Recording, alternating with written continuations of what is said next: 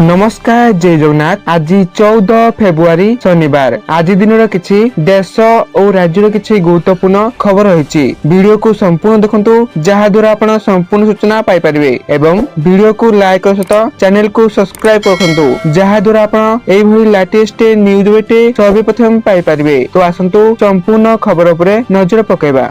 प्रथम सूचना मिली आपणकर राशन कार्ड अच्छी तेबे 28 फेब्रुआरी 2026 शेष तारीख आपण बहुत गुरुत्वपूर्ण हेब। सरकार स्पष्ट कहते जे राशन कार्ड ई-केवाईसी एवं आधार लिंक बाध्यतामूलक रहिबो एवं जदि एही काम ठीक समय न कजाए तेबे आपनकु आउ मिलबनी मागणा राशन। यार अर्थ हेउची जदि आपण 28 फेब्रुआरी सुधा आपनकर ई-केवाईसी पूर्ण न करती तेबे 28 फेब्रुआरी परे आपण सरकार ठारू मागणा राशन पाइबे नाही। परवर्ती सूचना मिली जदि आपण मध्य एसबीआई सीबीओ नियुक्ति पाई आवेदन करने चाहती तेबे एई खबर आपनक पाई। एसबीआई सीबीओ नियुक्ति पाई आवेदन करुवा लोकंक पाई यह एक भल खबर। भारतीय state bank SBI circle best officer CBO नियुक्ति पाई आवेदन करिवार शेष तारीख वृद्धि करछंती। प्रार्थी माने एबे एसबीआई सीबीओ नियुक्ति पाई फेब्रुआरी 25 2026 पर्यंत आवेदन करि पारिबे। परवर्ती सूचना मिली राति शीत संपूर्ण विदाय नहीं नाही। आसंता 26 तारीख पर्यंत रात्रिकालीन शीत कमिबार संभावना देखा जाऊ नाही। एपटे किंतु दिन रे ताऊ देखाइलानी खरा दिन तापमात्रा क्रमशः बढ़िबारे लागिछि। एबे ठारू छुइलानी 34 डिग्री सेल्सियस खरा हुरी बढ़िबो। आसंता 15-16 तारीख बेलकु झारसुगुड़ा रे दिन तापमात्रा 36 किंबा 37 डिग्री एवं भुवनेश्वर रे 35 डिग्री सेल्सियस पहुंची पारे। परवर्ती सूचना मिला प्रकाश पाइला ओटीटी 2025 रिजल्ट।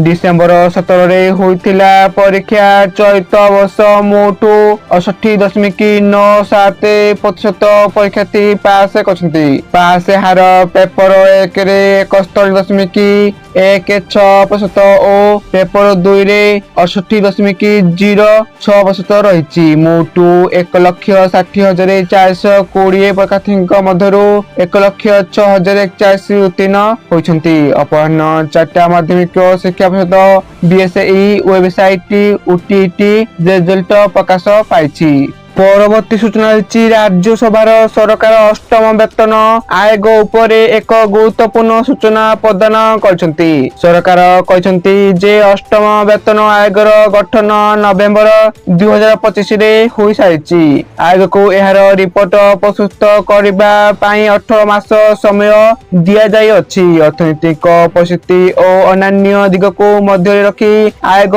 तांको रिपोर्ट देबे। तेणु पेंशन संशोधन एहार परिसर मध्य अंतर्भुक्त करा जायछि जहा डिसेंबर 31 2025 पूर्व अवसर नैथिबा पेंशनभोगी को लाभ दे पारिबो। प्राय 3.65 मिलियन कर्मचारी एवं लक्ष लक्ष पेंशनभोगी प्रभावित होई पारंती। कमिशनक रिपोर्ट पर दरमा वृद्धि फिटमेट फैक्टर एवं डीएमआर उपरे चूड़ांत निष्पत्ति नियाजिबो। परवर्ती सूचना मिली जमी किଣା बिकारे आउ हेबनी ठकई। जमी किଣା बिका समय ठकई रोकवा पाई केंद्र और राज्य सरकार मिलित भाव नुआ पदक्षेप नेबाकू जाउछंती। एणिकी जमी किଣା बिकारे स्वच्छता आसीबो। नुआ डिजिटल जमी पट्टा खूब शीघ्र नुआ प्रकार जमी पट्टा जारी करिवे सरकार। एही पट्टा इलेक्ट्रोनिक्स व्यवस्था सहित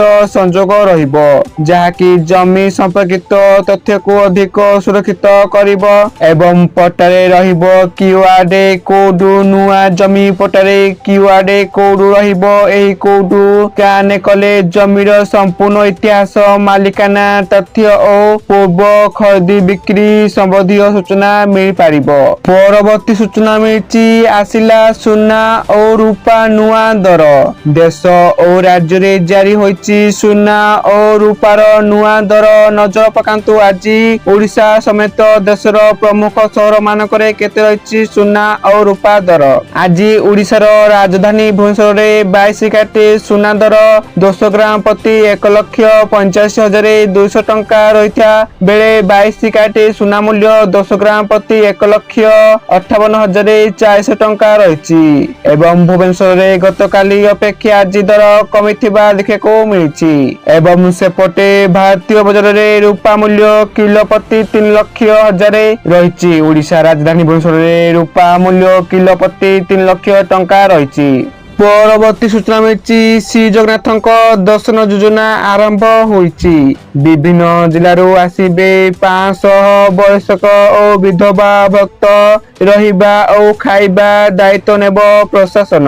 तेणु श्रीजीउ मानक दर्शन पाई सरकार प्रयन करछन्ति श्री जगन्नाथ दर्शन योजना। प्रथम पर्याय चैत मास गत काली ठारू मुख्यमंत्री नवीन पट्टनायक ठारू एही योजनार शुभारंभ करछन्ति। 500 श्रद्धालु पुरी रे पहुंची महाप्रभु को दर्शन करिवे। श्रद्धालु जेपरी श्रद्धा और श्रृंखलार सह महाप्रभु को दर्शन करी फेरिबे सेथिपाई एक प्रस्तुति बैठक बुधवार अपराह्न सर्किट हाउस ठारे अनुष्ठित होईछि। बैठक रे अध्यक्षता करथिले जिलापाल विद्युज्योति परिडा।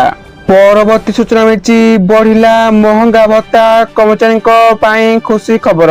मार्च रु आसिब अधिक दरमा। कर्मचारी बड़ खबर बढ़िला महंगा भत्ता आसिब अधिक दरमा। गोटे पटे अष्टम वेतन कमिशन दरमा बढ़िबा देई दाबी होउथुवा बेले बड़ भेटी देछन्ति सरकार। महंगा भत्ता डीए बढ़ाइले सरकार। परवर्ती सूचना मिली फेब्रुआरी 18 रु युक्त 2 थियोरी परीक्षा। तेणु आसंता काली ठारू फेब्रुआरी 16 पर्यंत प्रथम पर्याय एवं मार्च 4 रु 6 जाए द्वितीय पर्याय परीक्षा परिचालना हब। गुड़िक को प्रश्न पत्र समेत अन्य जरूरी कागज पत्र पठाଯିब। हब गुड़िकर सुरक्षा सह आवश्यक पदक्षेप ग्रहण करने परिषद पक्षरु समस्त हब सुपरवाइजर को निर्देश दिया जाइछि। परवर्ती सूचना मिली टेलीग्राम उपरे प्रतिबंध परे रूस सरकार सोशल मीडिया नीति को नहीं बड़ पदक्षेप नेछि। पुतिन सरकार व्हाट्सएप यूट्यूब और इंस्टाग्राम सहित अनेक विदेशी सोशल मीडिया प्लेटफॉर्म को देश में बंद कर देछि। एही निष्पत्ति रे प्राय 10 कोटी उपभोक्ता प्रभावित हेबार संभावना रही। सरकार कहवा अनुसार यह लोक मानक प्राइवेसी और व्यक्तिगत तथ्यर सुरक्षा पाई निया जाय अछि। पदक्षेप विदेशी प्लेटफॉर्म माध्यम रे डाटा लिंक हेबारु रोकिबा और तथ्य को देशी नियंत्रण रे रखिबा एहार लक्ष्य बोली सरकार कहछन्ति। तो यह थिला संपूर्ण सूचना। आपण माने वीडियो को संपूर्ण देखथेरु आपण मानको धन्यवाद।